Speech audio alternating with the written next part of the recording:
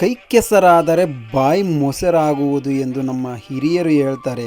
ಆದರೆ ಇನ್ನೂ ನಮ್ಮ ರೈತರಿಗೆ ಮೊಸರನ್ನ ಸಿಕ್ಕಿದ್ದೇ ಜೈ ಕಿಸಾನ್ ಯಾವನಪ್ಪ ಇವತ್ತು ವಿಷಯ ಅಂದರೆ ಇವತ್ತು ನಮ್ಮ ತೋಟದಲ್ಲಿ ನೌಕೋಲ್ ಬೀಜ ಚೆಲ್ಲೋಣ ಅಂತ ಬಂದಿದ್ದೀವಿ. ಯಾವುದೆಲ್ಲ ಬೀಜ ತಂದಿದ್ದೀವಿ ಎಲ್ಲ ಮಾಹಿತಿನೂ ಕೊಡ್ತೀನಿ, ನೋಡಿಸ್ತೀನಿ ಬನ್ನಿ ಸ್ನೇಹಿತರೆ. ಯಾವ ಥರ ಬೀಜ ಚೆಲ್ತಾ ಇದ್ದಾರೆ, ಎತ್ತುಗಳು ಬಂದಿದ್ದಾವೆ, ನಮ್ಮ ಜನನೂ ಬಂದಿದ್ದಾರೆ ಸಪೋರ್ಟ್ಗೆ.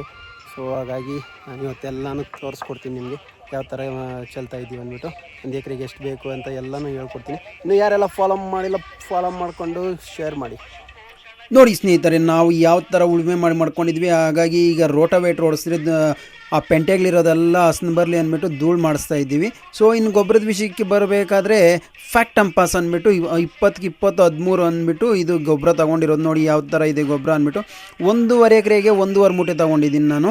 ಇನ್ನು ಬೀಜದ ವಿಷಯಕ್ಕೆ ಬರೋದಾದರೆ ವೆಲ್ಕಮ್ ಸೀಡ್ಸ್ ಇದು ಚೆನ್ನಾಗಿ ಬರುತ್ತೆ. ನಾವು ಬೀಜ ಸೆಲೆಕ್ಷನ್ ಮಾಡೋದು ಇಂಪಾರ್ಟೆಂಟ್ ಇಲ್ಲಿ. ನಾವು ಯಾವುದೇ ಬೀಜ ತೊಗೊಂಡ್ಲಿ ಅದು ಗಡ್ಡೆ ರೌಂಡ್ ಬಂದ್ರೇ ನಾವು ಮತ್ತೆ ಗಡ್ಡೆ ಬಂದವಾಗ ಮಾರೋಕ್ಕಾಗೋದು. ಇಲ್ದಿದ್ರೆ ವ್ಯಾಪಾರಸ್ಥರು ತಗೊಳ್ಳಲ್ಲ ಗಡ್ಡೆ ರೌಂಡ್ ಇಲ್ಲ ಅಂದರೆ. ಅದಕ್ಕೋಸ್ಕರ ಸ್ವಲ್ಪ ರೇಟ್ ಜಾಸ್ತಿ ಆದ್ರೂ ದಯವಿಟ್ಟು ಚೆನ್ನಾಗಿರೋ ಬೀಜ ತೊಗೊಂಡು ಹಾಕ್ಕೊಳ್ಳಿ ಅಂತ ಹೇಳಲಿಕ್ಕೆ ನಾನು ರೈತರಿಗೆ ಇಷ್ಟಪಡ್ತೀನಿ. 350-450 ಡಬ್ಬಗಳೇ ಸಿಗುತ್ತೆ 1/4 kg ಬೀಜ.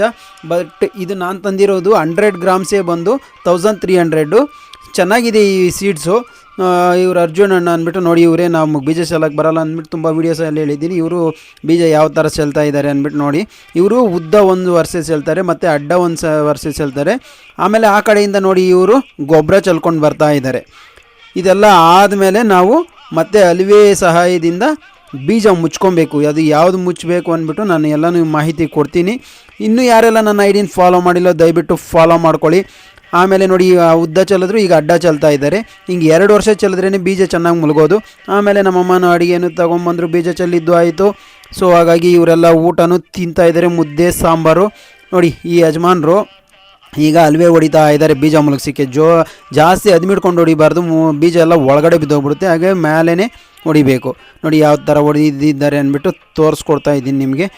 ಆಮೇಲೆ ಈಗ ಎಲ್ಲ ಅಲ್ವೇ ಹೊಡೆದಿದ್ದಾಯಿತು. ಈಗ ನೀರು ಕಾಲುವೆಗಳು ಹೊಡಿಬೇಕು. ಏನಕ್ಕಪ್ಪ ನೀರು ಕಾಲುವೆಗಳು, ಮಳೆಗಾಲ ಬಂತು, ಜಾಸ್ತಿ ನೀರಾಗಿದ್ದೆಲ್ಲ ಹೊರಗಡೆ ಹಾಕಬೇಕು. ಅದಕ್ಕೆ ನೀರು ಕಾಲುವೆಗಳು ಸೆಂಟ್ರಿಗೊಂದೊಂದು ನೀರು ಕಾಲುವೆ ಹೊಡ್ಕೊಂಬಿಟ್ರೆ ಕುತ್ಕೊಂಡು ಕಳೆ ಬಿಡಿಸ್ಕೊಳ್ಳೋಕ್ಕೂ ಚೆನ್ನಾಗಿರುತ್ತೆ, ಹಾಗೆ ಇದು ಮಾಡೋಕ್ಕೂ ಚೆನ್ನಾಗಿರುತ್ತೆ. ನೋಡ್ತಾ ಇದ್ದೀರಲ್ವ ಯಾವ ಥರ ನೀರು ಅಂತೂ ಇಂತೂ ಪೈಪ್ಗಳೆಲ್ಲ ಎಳೆದು ಡ್ರಿಪ್ಗಳೆಲ್ಲ ಎಳೆದು ನೀರು ಹಾಕ್ಬಿಟ್ರೆ ನೀರು ಓಡ್ತಾ ಇದೆ ನಮ್ಮ ತೋಟದಲ್ಲಿ. ನೋಡಿ ಸ್ನೇಹಿತರೆ, ಸ್ಪ್ರಿಂಕ್ಲರ್ ಎಲ್ಲ ರೆಡಿ ಮಾಡೋಕ್ಕೆ ಹೋಗಿ ನಾವೆಲ್ಲ ಒದ್ದೆ ಆಗಿಬಿಟ್ಟಿದ್ದೀನಿ.